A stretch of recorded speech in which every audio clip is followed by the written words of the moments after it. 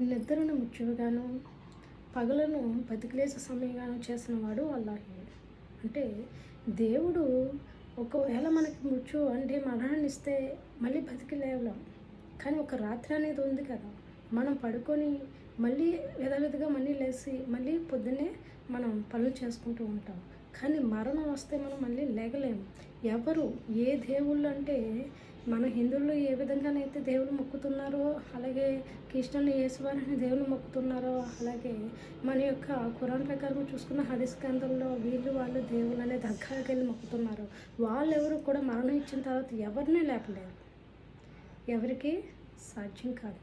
దేవుడు మాత్రమే సాధ్యం. ఆయన్ని మాత్రమే మరణం ఇచ్చిన తర్వాత మనకి జననం ఇస్తాడు.